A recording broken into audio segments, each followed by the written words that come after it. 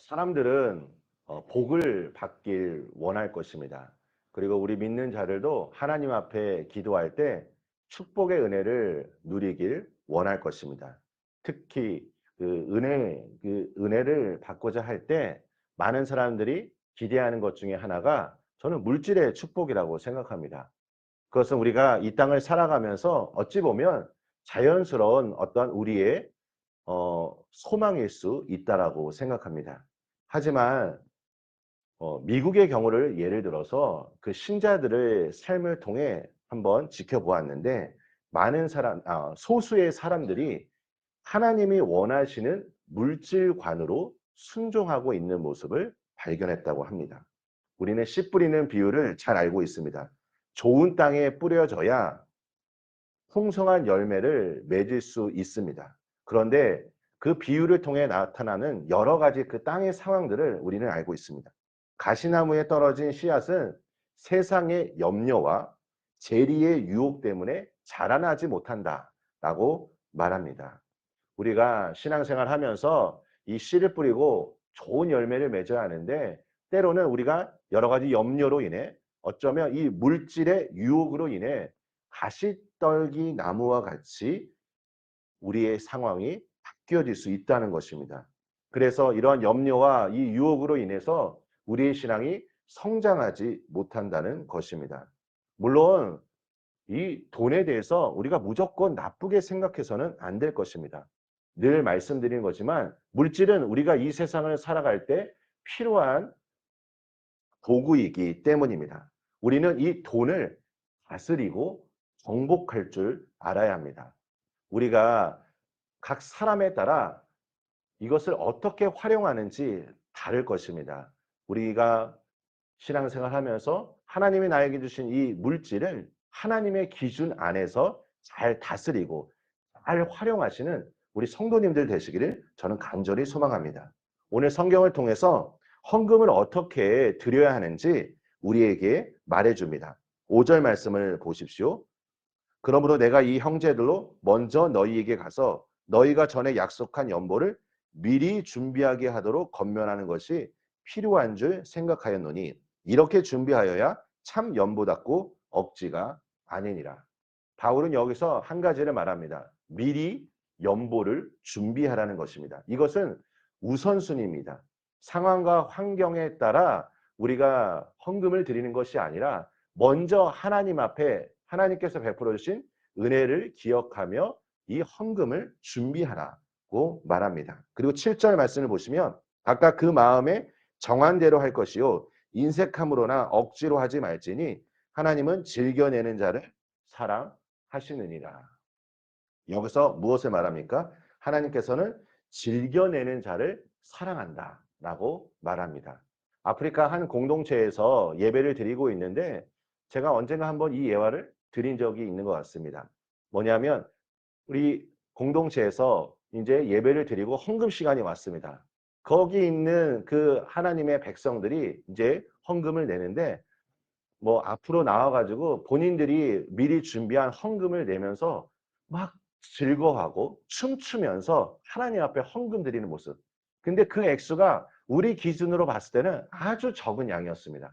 하지만 그 선교사님이 그 모습을 보면서 많이 감동을 받았다고 합니다. 무엇일까요?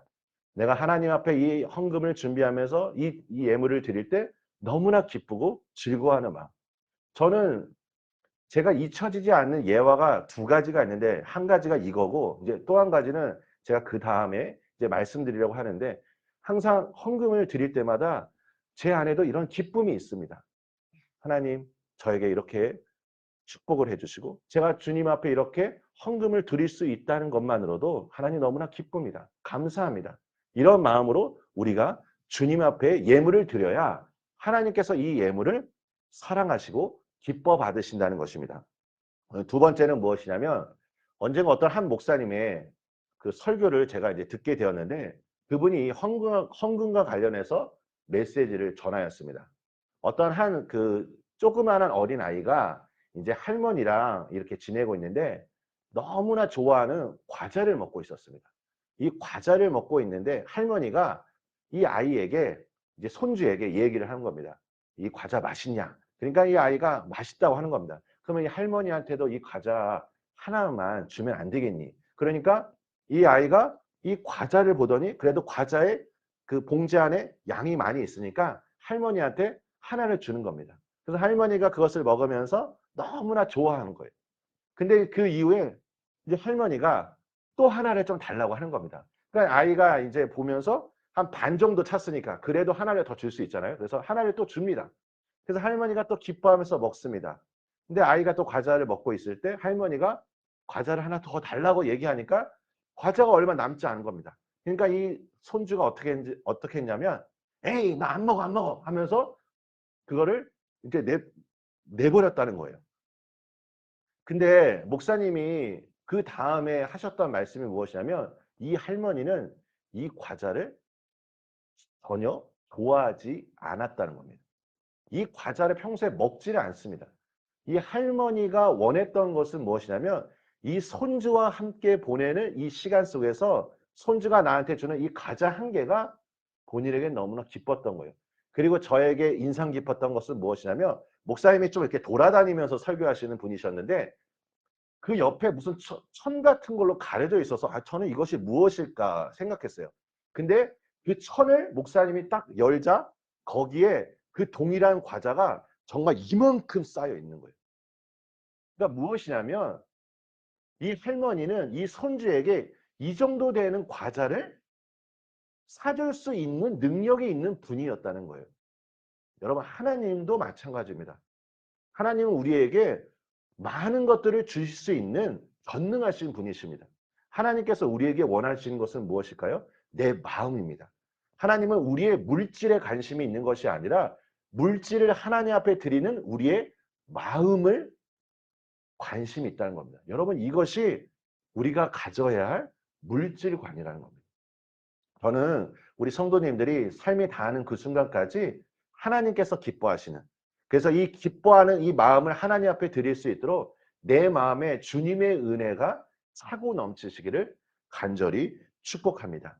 그래서 우리의 이 섬김을 통하여 많은 사람들의 생명을 살리는데 쓰임 받으시는 우리 모든 성도님들 또 우리 반석 공동체가 되길 예수님의 이름으로 축원합니다. 우리 함께 기도하겠습니다.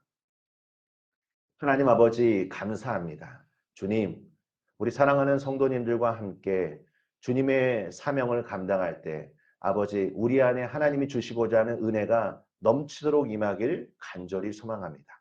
아버지 오늘 바울이 권면한 것처럼 우리가 날마다 하나님께서 기뻐하시는 이 물질관을 가지고 이 세상을 살아갈 때 이 물질에 얽매이는 것이 아니라 이 물질을 다스릴 수 있도록 함께하여 주시고 하나님 내가 미리 준비한 이 예물을 하나님 앞에 올려드릴 때 그 시간이 말할 수 없는 기쁨으로 넘치도록 임하게 하여 주시고 하나님의 그 은혜로 응답하여 주시고 아버지 하나님 주님께서 우리의 삶 속에 날마다 풍성한 은혜로 축복하여 주시옵소서.